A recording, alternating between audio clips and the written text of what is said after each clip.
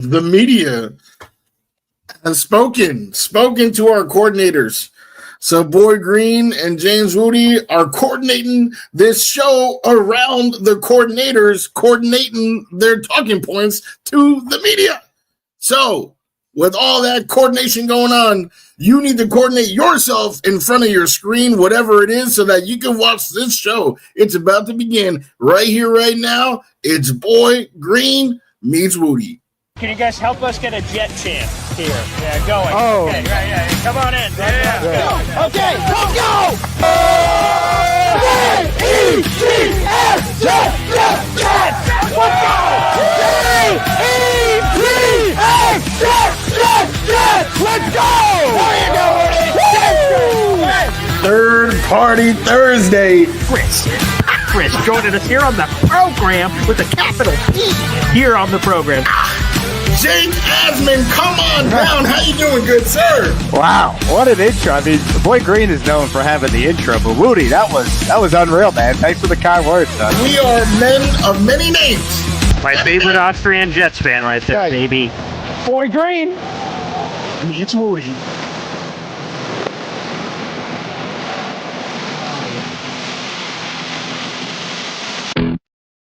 Welcome to another episode of Boy Green Meets Wudi. It's your boy, James Wudi, and you already know we are Wudi, rocking everywhere.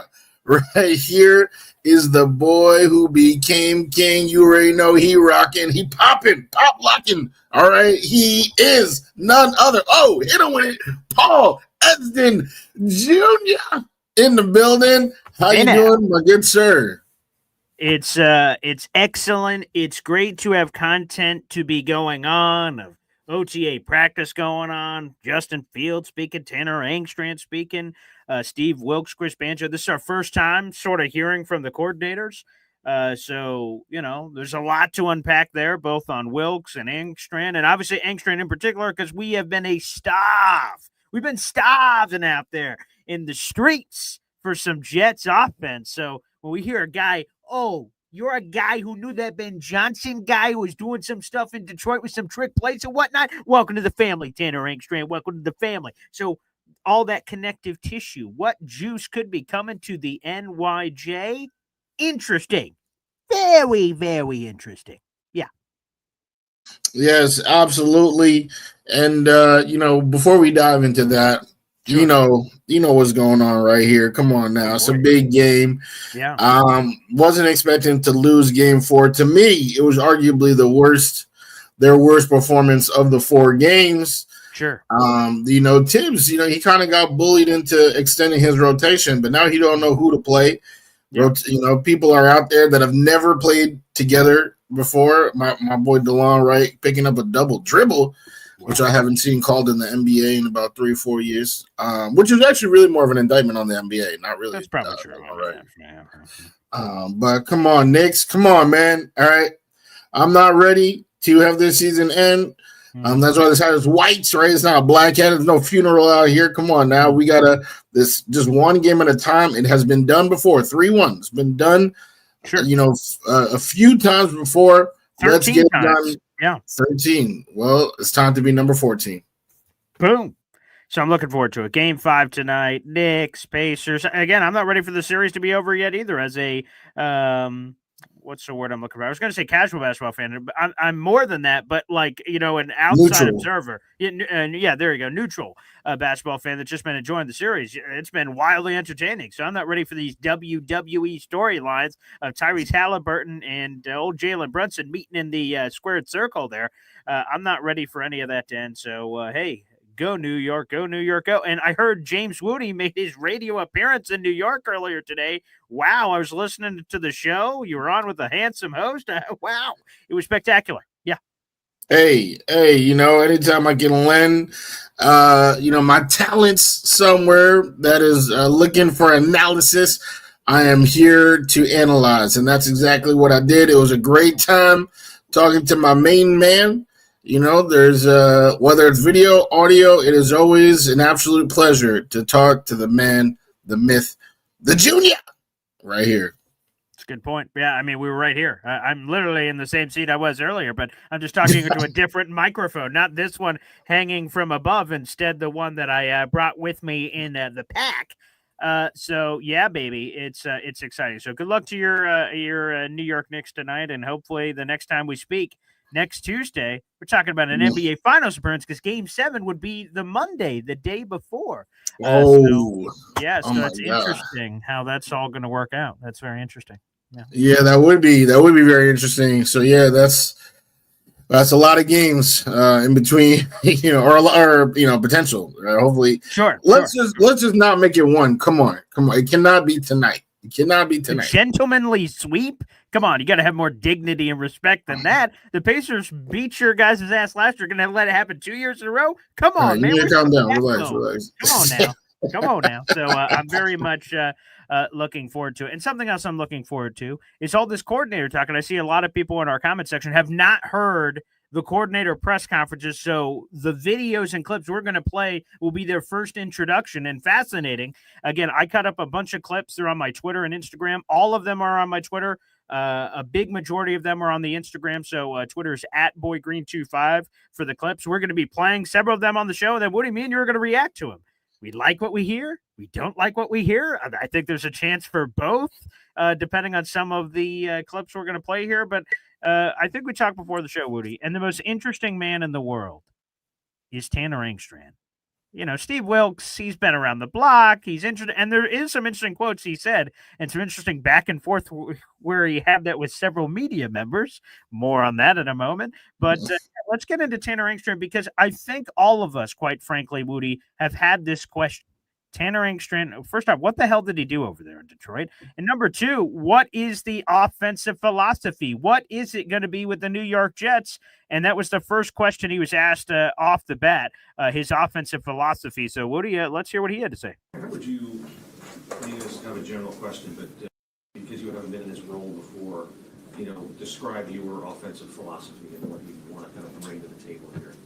Yeah, I mean, I think we just want to play. We want to play fast, right? We want to be physical. We want to be aggressive.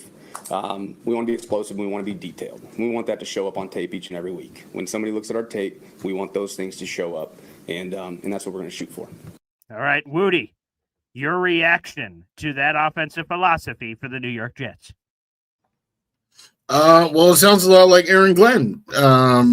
Physical, fast, right? Those are two words we hear a lot, and detailed. I would definitely say we hear those words a lot. So, first thing I'm going to say is, alignment all throughout. Aaron Glenn says he's a coach. He's a coach, right? Not working with just defense, not working just offense.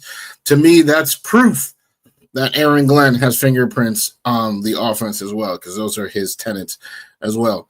Beyond that, still fairly general, all right, running the football. Brees has speed. That goes back to your point, when we talked about position battles and Arian Smith, right? Maybe that's something to look forward to, an endorsement of him, because, last time I checked, my guy, Alan Lazard isn't necessarily a burner, even though he did just get engaged or married. I can't remember which one. Oh, there you go. Yeah, that's a good point. No, he was on his knee, so it had to have been engaged. He was on a beach. I saw the picture, so I assume engaged. Engaged. That makes sense.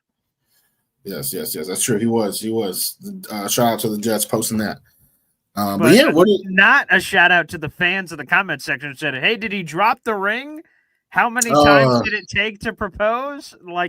Unfortunately, the comment section was a bit savage, if I'm going to be honest. I did take a peek. I grabbed the scuba gear and said, I wonder what people are saying here. Woo! And jumped in and went, oh, geez. I'm like, exactly what I thought it was. Yikes.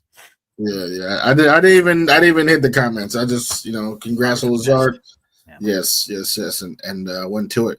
But what are you picking up? Are you I know you sipping on that Kool-Aid. So was that quote, something? Did you pick up something that I didn't see from there?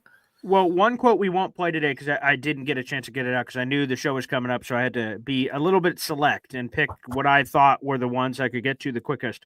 And at the end of the presser, they circle back to Tanner twice on Aaron Glenn, like what's it like working under Aaron Glenn? He said, he sets a tone, it's his way, and he explains like his process and things of that nature, which was interesting. But the one that I think factored in the most was, unfortunately, in Jets yesteryear, we've had a lot of head coaches that are one side or the other. It's been mostly defense in the 21st century for the Jets. And whoever the hell's the offensive coordinator is the offensive head coach. Like, hey, go do your own thing. You're over there. We're over here. I trust you to figure it out. And that's basically what a media member asked. How involved is Aaron Glenn in the offense? Do you get to do your own thing, or is he like all over you, basically? And Tanner said right off the bat, hey, man, Aaron Glenn's the head coach. Whatever he says goes. He comes in and says, boom, we're doing some of this. He's like, well, guess we're doing some of this. But he also said that he got the creative liberties from Aaron Glenn to, obviously they talked philosophy before he was hired, and now that he has the trust, he's been given the keys to run the offense. But he said, obviously, we're always going to incorporate what the head coach says in terms of things that he wants included. So that part I love. I love that Tanner Engstrand is not just to his own device, because quite frankly, for Tanner, he's never been an offensive coordinator at this level. Something media reporters brought up to him so many times that he eventually said, guys, all right, I've been an offense coordinator for 9 years. Now, I get it. It's not the NFL level, but I have done this job before. Because a lot of questions were like, well, obviously you've never done this before. Question. Well, obviously you have no idea what you're doing. But, and he just kept, eventually he just said, enough's enough, people. I've done this job. Okay. Now, not at the NFL level, but I've done this job. So I would just say he's saying all the right things. He's hitting all the right notes. And you may say, well, duh, isn't that easy for everyone? I laser point to the John Idzik press conference. I laser point to the Adam Gase press conference where you say, come on, how can you say the wrong things out here? Well, I don't know. The millions of Jets people have come out and said the wrong things all the time. So to hear the message, to hear that it's, to your point, Wudi, great pickup, that it's the same wording, and they're on the same page, at least from a philosophy perspective, it makes a lot of sense. But we're interested to see what all this is, because when they asked him that question, I'm like, I have no idea what he's going to say, because I don't really know a lot about Tanner Engstrand more than Lions people I've spoken with, and they've only been able to share a little piece of it, Woody. Yeah, absolutely. Honestly, that clip was probably the first time I've heard him speak. Oh, well, there you go. Okay. I didn't get a chance to look at the press conference before coming on the show. Didn't even have a chance to do my hair before doing the show. So, so all of these you're going to hear raw, straight up, these clips? Wow, I was about to say something else, but yeah, I guess it's raw. Monday night is raw. Yes. So, but yeah. I mean, so far, I completely agree with what you just said. You can say the wrong thing. It's been said, in that building before, but it has not been said by Tanner or Aaron Glenn, to my knowledge, so far. That's right. This is the first media availability for all of the Jets coordinators here. Another really important piece to this puzzle, Wudi, and something we all asked ourselves is, well, let's start off here. Let's just make sure the audience, who could be new or old, who knows? We've got a couple hundred people in the room. Like the video, hit subscribe if you're watching on YouTube. We appreciate it. Wudi, you are or are not a fan of Justin Fields? I'm a fan of Justin Fields. Okay. Do you believe he is going to be a success, yes or no, with the Jets? Probably not. Okay. I wanted to establish that because there's a lot of people that are in your camp. They're like, come on, man. This is third team in 3 years. He stinks. The Louis Riddick clip that I shared out, I think it was yesterday on social media, Louis Riddick retweeted it and did all this other stuff. So he opened himself up to receiving any of the responses to said tweet. And that was a choice. And one of the responses was what I just said. 3 teams in 3 years. He sucks balls. And Louis Riddick went, "Ugh, I hate negative people," which I thought was sort of funny because Louis Riddick is Captain Negative, but I did not bring that up to Louis Riddick. But the point is that there are a lot of people who don't believe that Justin Fields is going to work here with the Jets and that his story is written. Who cares? He's 26. Look at the tape, which takes us to this next clip from Tanner Engstrand.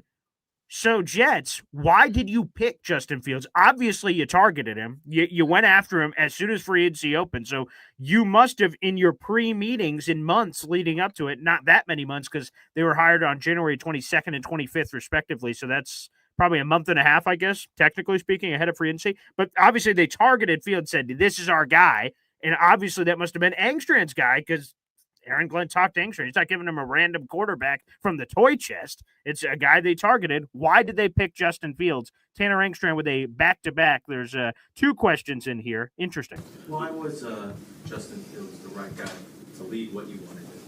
Yeah, he is just a talented individual on all facets. He's obviously a physically talented player, right? Everybody talks about the running. Well, the guy's got an arm too, and he does a great job with that. And mentally, he's phenomenal. He's been absolutely phenomenal so far, and we expect more out of that. And there's just a lot of things that you can do with that type of player that is going to put stress on a defense and make that defensive coordinator stay up late at night, as we get going into this thing. Statistically, he showed signs of improvement. I'm talking Fields over the last 6 games last year, and even going toward the end of that last year in Chicago. What did you see specifically over those last 6 to 12 games that said there's something to build with there? Yeah, it's just growth. Going through his career, just continuing to stack experience along with it, and then ultimately ends up winning 4 games out of the 6. And you just see some of the things that are starting to develop in his game, and then you look at that and you go, "That's pretty good. We can do some things with that." And that's kind of, I think, where it started. And then, of course, all the other things that everybody talks about, that's real. Those things are real, and we're excited to get going with him. Excited to get going with Justin Fields. What did you make of Tanner Engstrand's explanation for why Justin Fields was the pick of the fruit in free agency? I'm gonna have to say, if you had asked me why, or if you had asked me to predict what Tanner Engstrand's answer would be, it would be that. I mean, okay, yeah, he's not just legs; he has an arm. Aaron Glenn pretty much said all those things, so they are definitely all in sync. Call them Justin, JC, all right, Lance. They definitely all in sync right now, which is a good thing. Dare I say, almost a great thing, actually, to have everybody, singing the same song. Yeah, I mean, I haven't really seen it, to harp on the record thing. I really don't think, the record. I really don't think that's a big deal to me. Again, TJ Watt. I mean, they literally won 12-7. Has never won a game when the opposing team has scored 21 points, which, I'm just saying, the record thing to me, I don't really love. So I would have loved to hear him say a specific thing about his game. But he kind of didn't. He was just like, all right, yeah, it's not just legs, he's an arm. He's maturing. He's, there's certain things that he's picked up on, which is, of course, something that we're going to say because we believe in him and we want him to feel good about himself. So, to me, that doesn't move the needle, but you love to hear it, that they're going to try to stress opposing defenses. I saw that in one of the comments before we even played that clip. So I was, looking forward to hearing him say it, and we just heard him say it. I mean, that if we can do that, that would be fantastic because ain't nobody been stressed since 2015. Now, we're going to get to this quote later, but Sauce Gardner, and I believe that is the Sauce Gardner. Let me do a double check on that to make sure. That was the real Sauce Gardner who just retweeted that. So we'll jump into that in a little bit. Just remind me that Sauce Gardner just retweeted one of the Steve Wilks clips I just tweeted out. That's a fascinating repost there from Sauce Gardner. So just bring that up later. We're in the middle of Engstrand. I don't want to get off track, but I get the Sauce Gardner reposted. I'm like, Sauce Gardner. The substack. Oh, yeah. So we got to get back to that later. Oh, baby, that's an interesting one for sure. A few things here. First off, I love when you hear we want to keep defensive coordinators up at night. Ooh, Justin Fields, what are we going to do? How are we going to stop this guy? That's what I'm talking about. You could tell with Tanner that there's palpable excitement. Now, you don't know if the palpable excitement is going to be seen through based on the results of the season, but he seems so friggin' giddy about what they're going to do, has me giddy because he knows the answers on the playbook. I don't. So if he's excited, I'm excited by virtue. It's a default excited. It's almost like Woody, if you and your lovely wife are having a baby, and I'm like, oh my God, Woody and his wife are having a baby. I'm getting fired up for you. I'm getting fired up for the Tanner Engstrand, Justin Fields action, baby. And that takes us to a question from Red Bean. Maybe a brother of Green Bean, a sister, perhaps. I'm not sure, but neither here nor there. Red Bean is a member of the Boy Green Coffee Club. Salute. Keep the super chat questions and comments coming. We'll try to work them in to some of the conversation we're having. Red Bean asked this question. Would you rather? Don't we love those? Number one, go 8-9, miss the playoffs, but you're totally convinced that Justin Fields is a franchise quarterback, or 9-8, make the playoffs, smoke and mirrors, unsure about Fields moving forward. Woody. I'm not even sure how either of these things would be possible. What is like the smoke and mirror? Like, are we like, did the other teams get hurt or something? Like, what? I don't know how either of those things. If they go 8-9, miss the playoffs, I mean, what would Fields throw for 5,000 yards? And like now we are convinced. How are we convinced that Fields, when the big value in Fields is that he went 4-2 in games that TJ Watt played great. Okay, so I'll admit the first one of these Red Beans seems incredibly unlikely because if Justin Fields is a franchise quarterback, you made the playoffs. Like, unless it's the Bengals all over again and the Jets defense was so god-awful that your point, Woody, he threw 5,000 yards and the Jets offense was dropping 40 a game, but their defense was allowing 41 a game. Sure, I guess that is possible, but it seems unlikely. Now, I would say number two, you're like, how the smoke and mirrors, how would we be able to do it? That you see flashes from Justin Fields or like, well, let me reread this. Smoke and mirrors, but you're unsure about Fields moving forward. It's exactly the way they were winning 4-2 with the Pittsburgh Steelers, that you're finding creative ways to win because the defense goes back to an elite level and Justin Fields is just sort of mediocre. They're winning games 12-7. They're winning games the way they should have. What was that, 2023? They're winning them that way, but they didn't get enough points, but they're finding a way. I think that's the 9-8. Number one, to me, I'll be honest, that seems hard to believe that Justin Fields could be this franchise quarterback, but we're 8-9. But I could totally see 9-8, which, Woody, to be honest, if I remember correctly, that was one of your fears, that Justin Fields is just good enough to keep us mediocre, not enough to win championships, and not bad enough to potentially replace him with a top pick. If I remember one of your fears that you mentioned why you didn't want Justin Fields in the first place. That is so sweet that you remembered, because that is exactly what happened. Yeah, my God, Boy Green, that is exactly my exact thought. So I guess the reason why I was confused is that these are not that different. Like 8 or 9 or 9, like, would I rather give me 9-8 because obviously it ends the playoff drought. Like, I'm trying to end the playoff drought. I don't, really care too much about anything else right now. I need to not be getting clowned for having the longest playoff drought in all of Big Four sports. So, with that being said, give me number two. But yes, that is definitely my fear. That happens, and then you guys, sign up long term for something that you weren't expecting.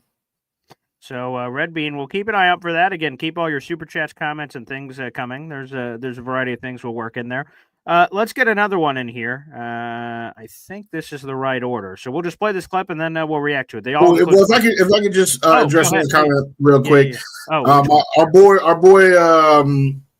Badshaw, because I brought up the stat of Fields has won 0 games with when the other team scored 21 points. His response was, "Well, no team's come back from 73-0." But you got to find me where they're scoring 73 points regularly in the NFL. 3 touchdowns, that's super doable. The Jets just won games in that scenario last year, so that is something that happens every year. And quarterback, Josh Allen does it. Aaron Rodgers did it last year for the Jets. It happened. Sam Darnold even did it for the Jets. But Justin Fields has not done it for any of his spots. So while I'm not trying to harp on the bad, that stat is not like is not 73-0. It's just 3 touchdowns. That's all it is. Fair enough. Actually, before I move on, let's get a super chat in here. Every time we get a super chat, we hear from my data, Zariah Luna. Wow. By the way, real quick, if you were speaking of Zariah Luna, if you were listening to my radio show earlier, you heard that I left the house this morning to the radio show. There was a squirrel inside my house and it caused all kinds of craziness. And then my fiance called animal control to get rid of the squirrel. They came in and said, "There's no squirrel here, lady. I think the squirrel left." They leave. Apparently, the squirrel is back now, wreaking havoc in the living room. So they've all fled to the bedroom, and we'll keep you posted on details. So I don't know if I'll have an update tomorrow morning because I won't be back home for another 8 or 9 hours. So we'll see what happens. But wow, so you just abandon them to just beat up by a squirrel. That's crazy. Hey, Boy Green meets Wudi. Priorities, baby. Priorities. All right. There we go. Yes. EZ, by the way, a member for 10 months. Salute to EZ. Hey, Wudi, are we carpooling or should I get a flight for tailgate week 5? Hey, easy. I mean, are we taking your car, man? Because I'm not gonna lie, my car cannot survive a 9-state trek. So let's talk about it. If your car, right? You got AC because I know you've been out here in NC right now. Easy, sweat. I literally just actually brought my car to the shop. No joke. On Monday to fix my my AC because it was not good. It was not good. Your boy was sweating. So let's figure out the car situation, and if not, then we just fly up. Fly like an eagle. You know what I'm talking about? To the sea or to NYC. Damn, I should have said that. Can't believe that would have been smoother. Missed opportunity. I'm giving you major props for that, for sure. Badshaw says, though, if you guys do carpool, we need to stream it. Easy meets Wudi. Man, that sounds entertaining to me. Might replace the show, quite frankly. Yeah. Hey, for real. That would be very nice. Fingers crossed. Now, I will tell you, Easy and everybody else that's making some of those travel decisions, again, I'll be coming to collect moolah probably this weekend. So keep an eye out if you haven't paid already. I'll probably be coming this weekend for collection for anyone that is buying ticket packages. So stay tuned for that. Keep an eye out for your emails and things. Because the deadline is going to be right around the corner for the New York Jets. So I got to collect it from you guys and immediately hand it over to the New York Jets. So hang on tight for that, everybody. And apparently Rocky the Squirrel is now a new member to the BG family. So thank you very much. Appreciate the commentary on the squirrel. And again, here is a comforting thought. The animal control that came over said, "Don't worry, folks. The squirrel probably doesn't have rabies." And I went, well, that's lovely. So probably not.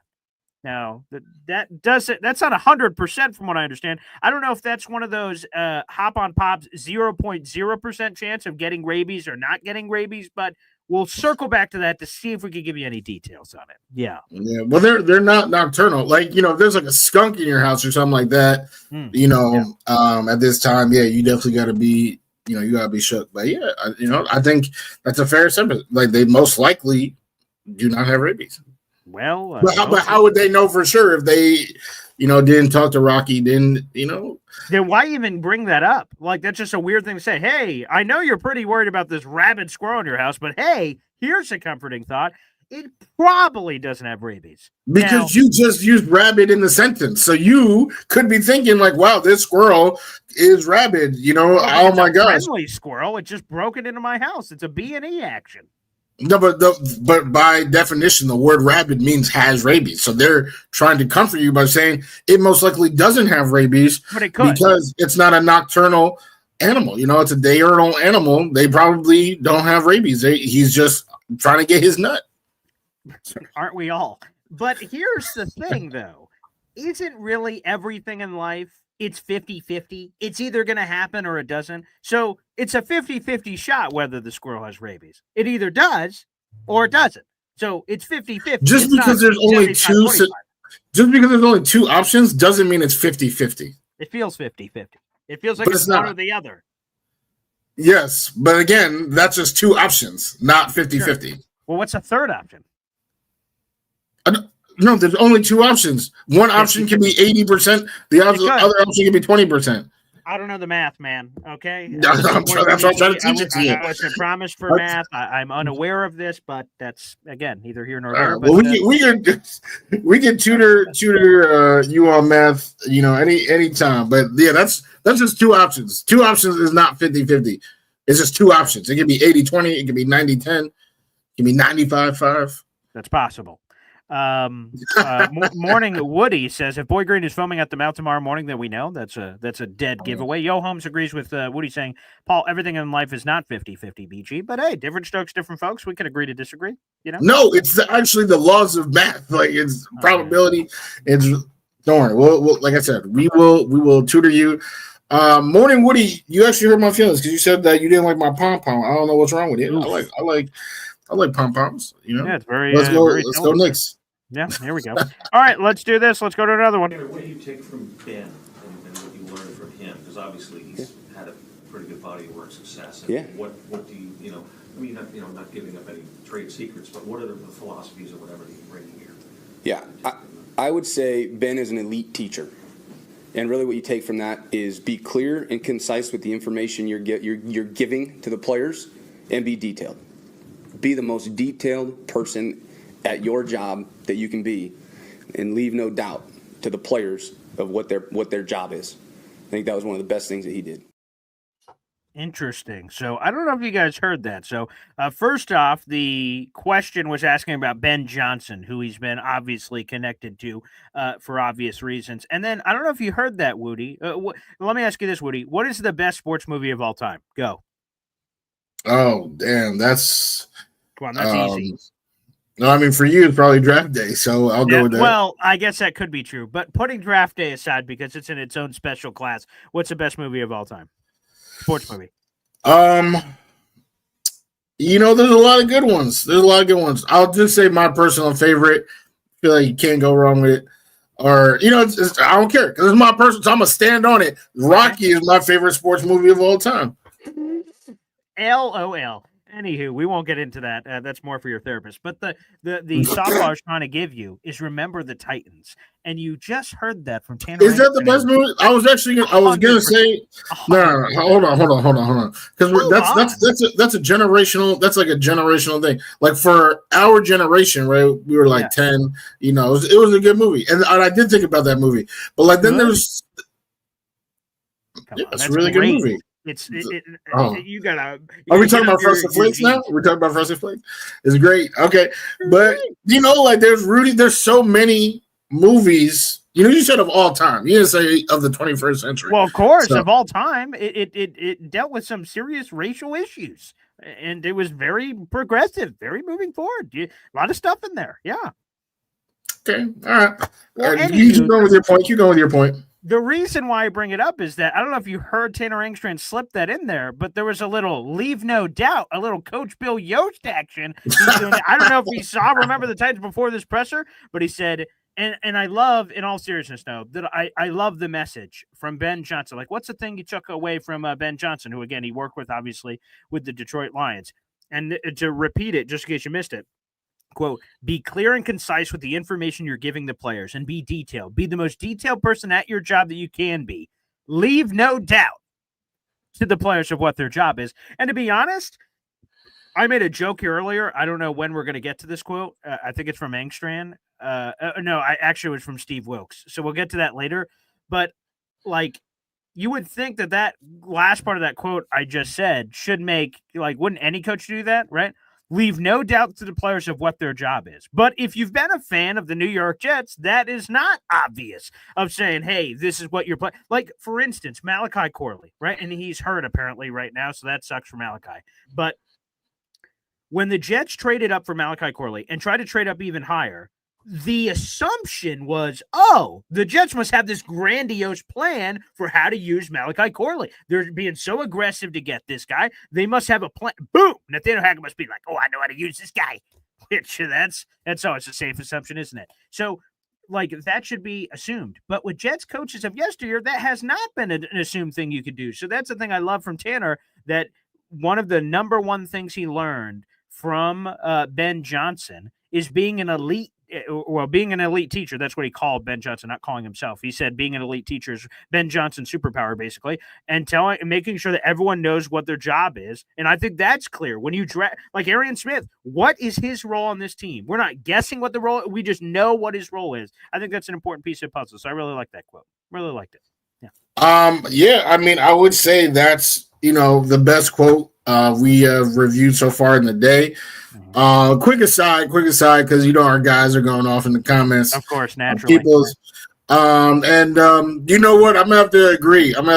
Rocky is it's a love movie. It's a love movie.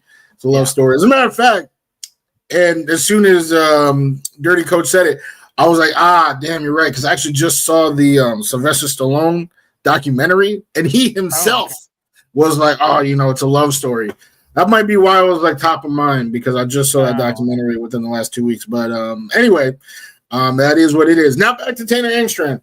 Sure. I'm going to have to double down on what you said about, that not being obvious and paying attention to detail, the attention to detail. When you pay attention to details about your players, it doesn't take 11 weeks to realize that your starting running back can catch footballs, but that's what happened for Nathaniel Hackett. Like, it's not even like a joke. Like, he was out here on record saying, oh, yeah, I didn't know that, he was that useful in the pass game. So Tanner Engstrand paying attention to detail, making it clear what he wants. I think that's huge, actually. Huge for the players, huge for the team. That's why I said I think this is the best quote. Yes, if there was any quote, right, because a big thing about me, and I know everyone's, negative Nancy, Wudi's, the least, positive or looking forward to this season. 100%. But, I haven't found too many things that tell me that this is not just the same old dance, just, different coaches, different, it's the same thing that we've been getting. But this is one of the strongest pieces of evidence that it's not. That you have an OC who is willing to communicate, or is excited to communicate with as much detail to make it clear so that people aren't confused. Because that's another thing. I can name, Denzel Mims, Elijah Moore, Malachi Corley, guys who are like, what's my role? What's going on?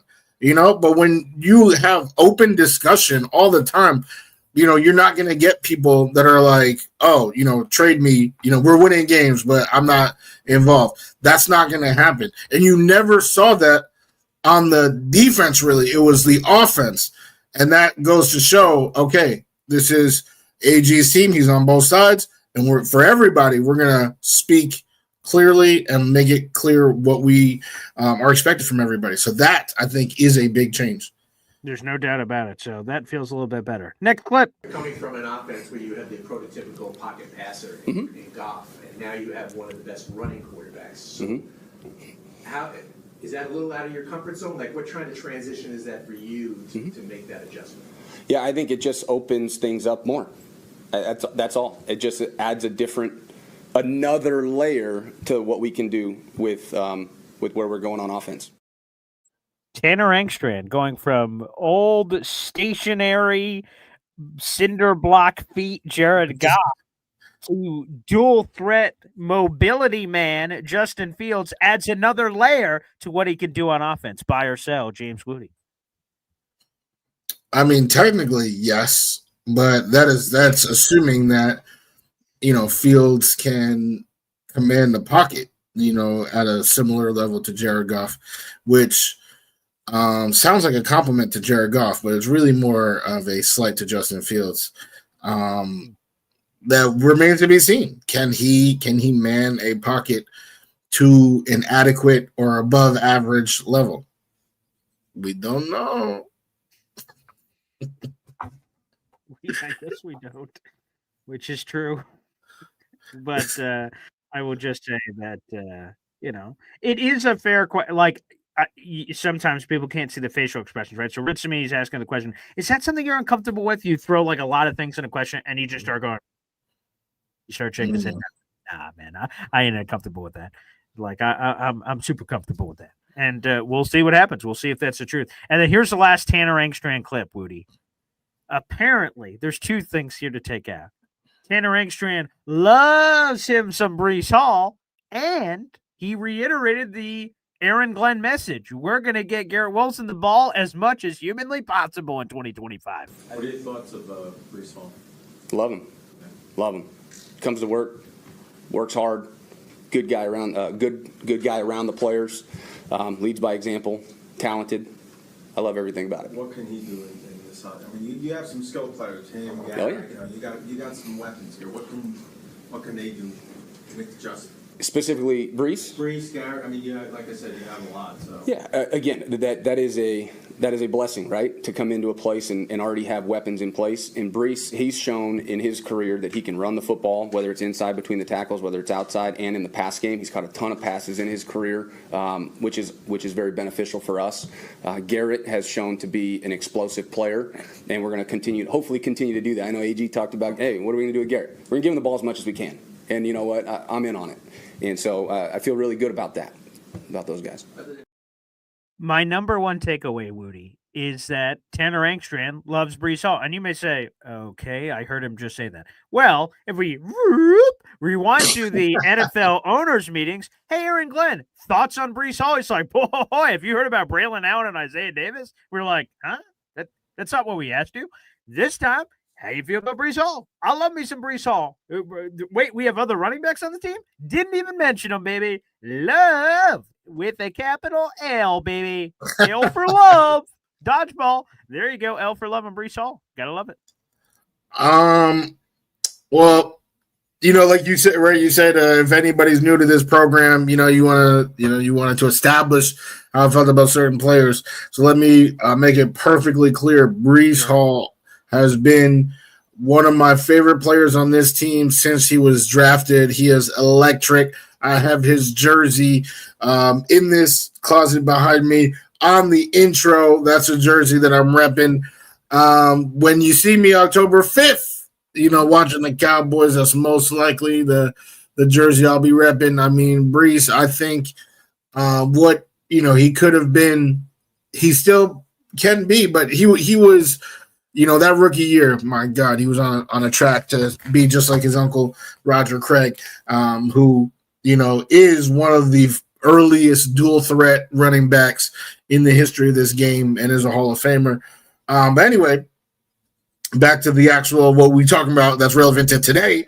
Tanner's a fan, and that's great. He talked about Breece.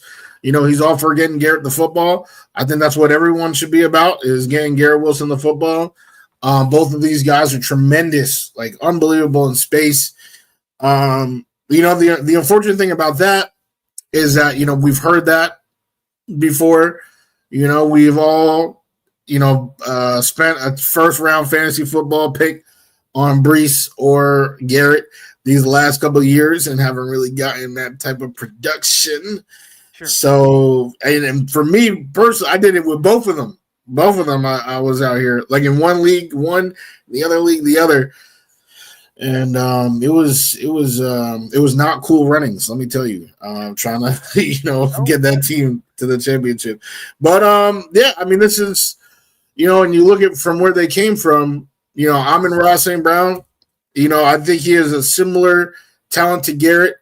Might even, honestly, I might give Garrett the edge in talent there. So you've seen that, they have been able to do that successfully. And of course, the running backs, we don't have to say too much about that. So, yeah, I like the answer. And if you are optimistic and you want to say, okay, well, they said it before, but now this is a different guy saying it. They're about to go about it a different way. I can see that. Like, yeah, that checks out. Any final thoughts on Engstrand before we jump over to Steve Wilks? He doesn't look like a complete buffoon, so that's good. Yeah, that's good. And it seems like he has a plan. which again has to be half the battle, I would assume. All right, let's go to this next one. So, okay, I was saying this one for a while. I want to make sure that I have the right clip here. So there was again a interesting exchange during the. I don't want to use the word testy. I don't want to use the word fiery. I'll allow you guys to interpret. But you're going to hear Rich Cimini, our good old friend of ESPN, ask Steve Wilks a question. And in the middle of his question, Steve Wilks stops him and says, "Excuse me?" And then Rich Cimini continues with his question. And then there's an answer. And Sauce Gardner, the official account, in the middle of the show, reposted this clip to his Twitter. And I'm curious what it all means. So without further ado, here we go. With Sauce, they've been predominantly a zone team the last few years. With his unique skill set because of his length, how would he translate? Everyone's presuming he'll probably play more man this year. Why are they presuming that? Well, AG is a man coach. Okay. I think you've done a lot of blitzing in your past, if I'm not mistaken. Mm-hmm. If that comes to be, how could he make that? What would that transition be like for him? As I mentioned earlier, man, he's smart. He sees it from a different lens. I was just talking to our in-house people upstairs and explaining this, that very highly intelligent, understands the game. So I think he would be able to transition well from a standpoint of man, zone, whatever we're trying to do. We always emphasize in the defensive room our weapons, eyes, hands, hips, and feet, regardless of the call. That's what we got to perfect, and he does a great job of that. And I think everything is predicated off our opponents. Each week it may be a little different, zone eyes, getting the ball out quick, making plays on the ball, being physical at the line of scrimmage, trying to take certain guys away, tighten things up so the D-line can get there. So it's going to fluctuate in how we play. All right, Wudi, I want your interpretation of that. So I'm going to just boil it down. Rich Cimini goes, obviously you guys are running man this year. And Steve Wilks goes, we are? And then, okay. Anywho, here's your answer to your question, because Sauce had been under the Salah scheme, predominantly a zone corner, although they sort of manned up on some third down. So there's combo stuff. It's not black and white, but for the most part, that's what it was. And now a lot of people assume with Steve Wilks, his blitzing and everything else with AG, that would flip all to man.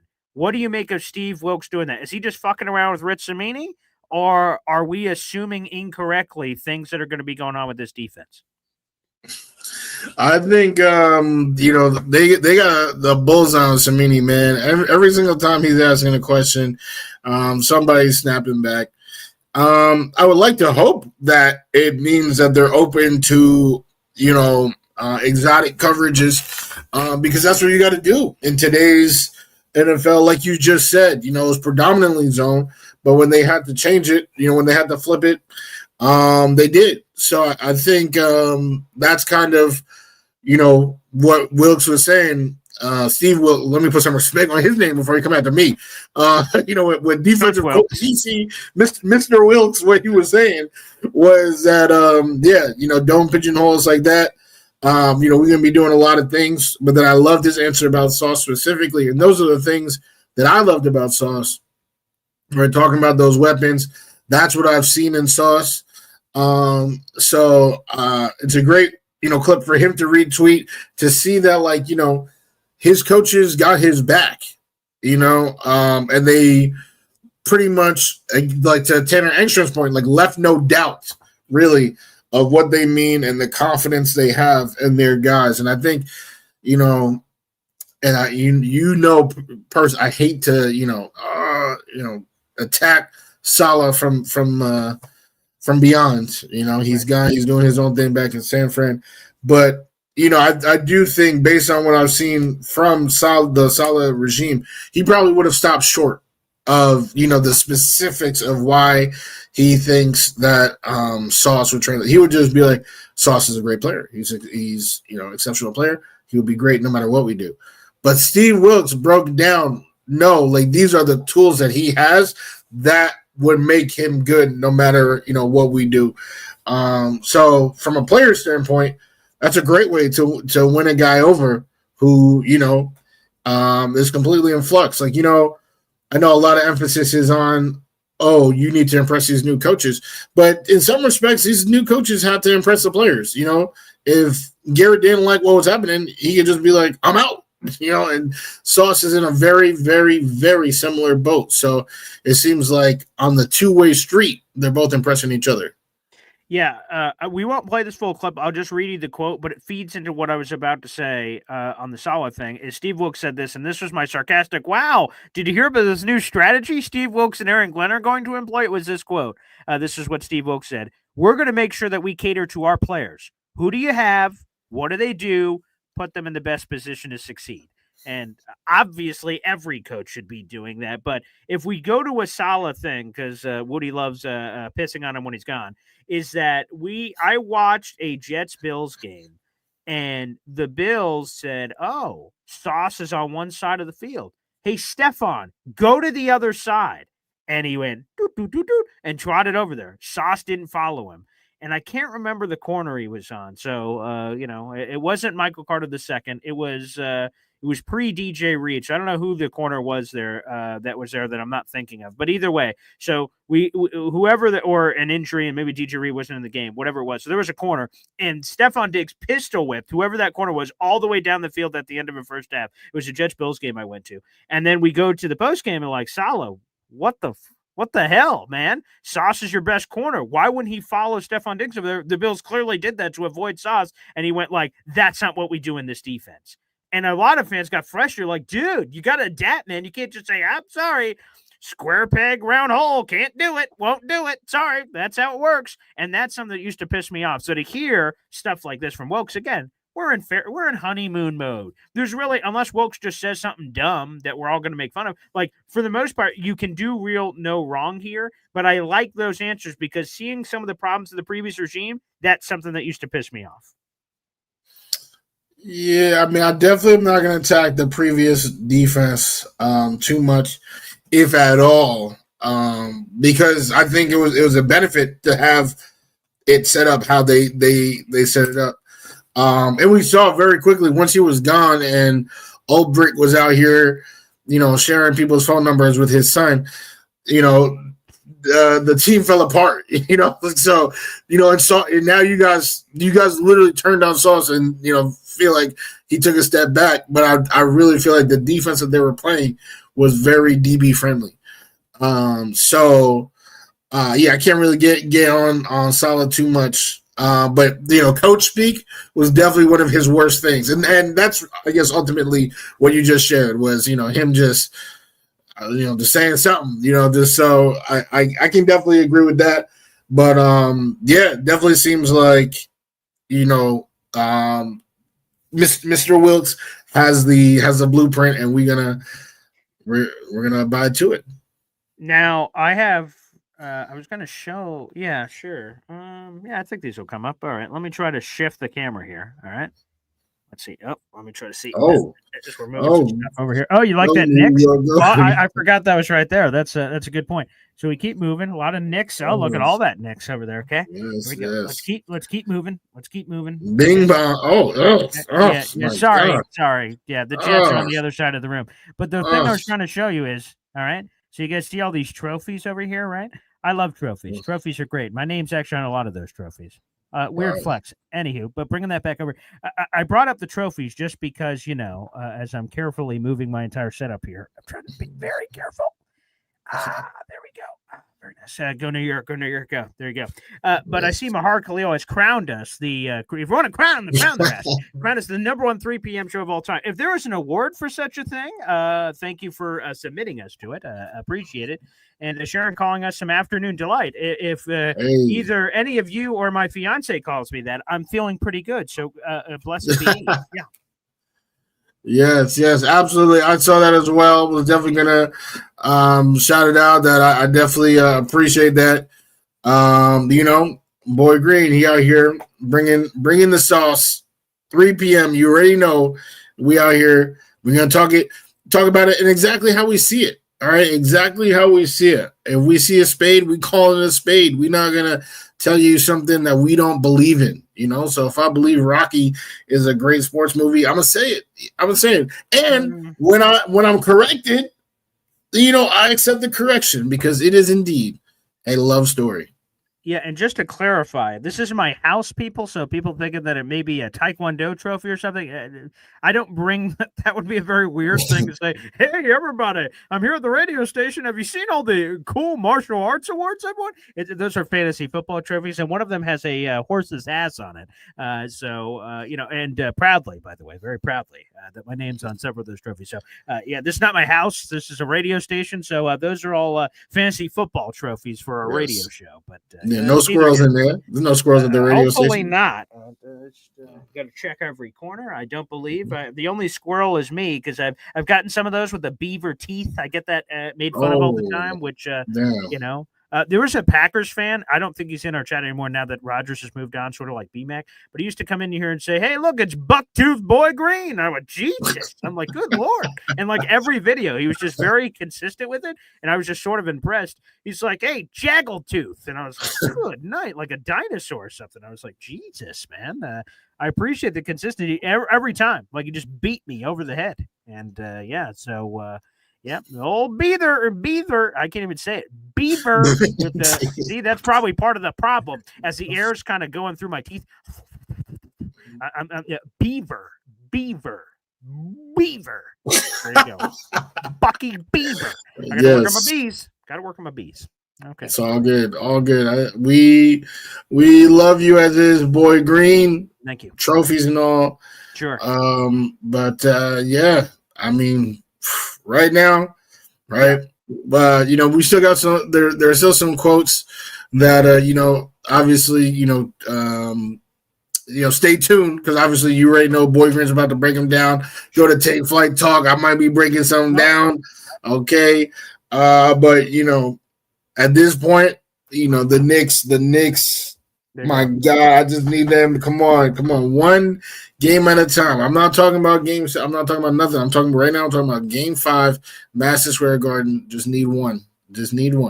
Yeah, I won't play this clip, but I'll just say it. And there's one last one from Wilks. So if you guys missed it earlier in the offseason when Aaron Glenn got hired, one of the things he said is experience was very important on his staff, and he wanted someone who was a former head coach. He said, I've never done it before, and having someone to bounce things off of will be very important. He ends up hiring Steve Wilks, who was a former NFL head coach at one point. And this line just hit me. I was like, damn, because Steve Wilks' head coaching experience did not go well, obviously, or maybe not obviously for people who do not know. And here was a quote that he hit me with, and I just heard it and went, oh, wow. And it was this.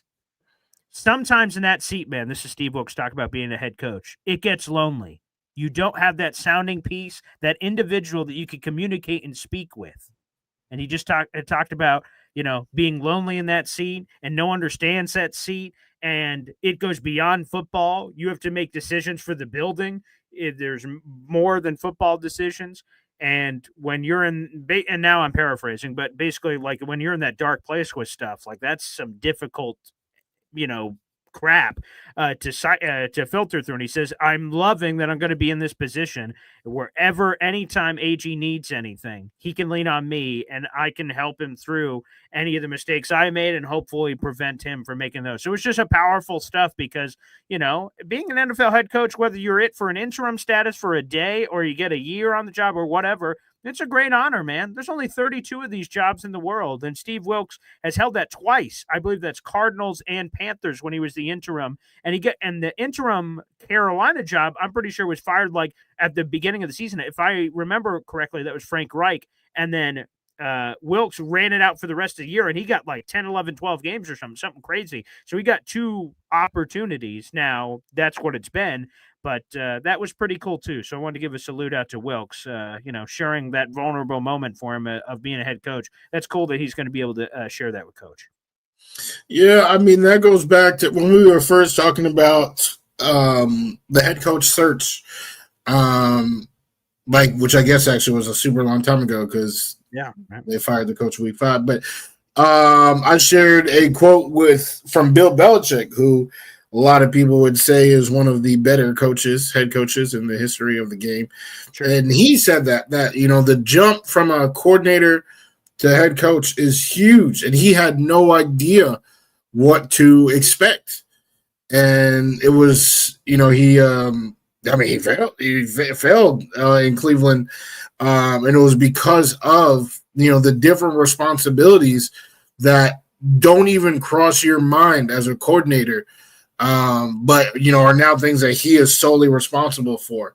So that was a huge reason. And at that time, I played that clip. I actually played the clip on the show, and we looked at it, and that was a big reason why I wanted a former head coach for this job. But to not get one, but have someone who has the awareness of what Belichick said, is pretty good. I would say that's pretty good, and he chose a good one in Steve Wilks, who seems self-aware enough to realize, hey, this is where I could have been better. And I think that's a tremendous thing for AG that clearly, almost all of our previous head coaches did not have. That's for sure. Two things here. First off, Luca, BG, when does mandatory minicamp starts at June 20th? No. Mandatory minicamp is the 10th through the 12th. It's a 3-day minicamp. So again, if anyone's making any Egyptian adventures, note that on your itinerary. We have OTAs going on right now. We have OTAs next week, and the week after that is mandatory minicamp, and boom, that's the big gap until training camp. So it's earlier than that. June 20th, a whole lot of nothing will be happening at that point. June 10th to the 20th. Number two, Woody, you got an Instagram question. I wanted to throw it over to you, if that's all right. Okay. Here it is. And the question is from the 5095 account on Instagram. Do you think the Cleveland Browns will win over the Cincinnati Bengals on September 7th?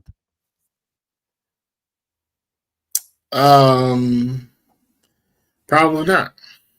Okay. Yeah, not really sure why this was the place for said question, but you know what? I don't hate the fans, man. You guys got questions, I'll answer them. I'll say yes. Yeah. Cleveland actually has Cincinnati's number. If you look at the series history, Cleveland actually has the number of the Bengals. Now, who the hell's playing quarterback? Joe Flacco? Shadur Sanders? Dylan Gabriel? Kenny Pickett? I don't know, which maybe leaning towards the old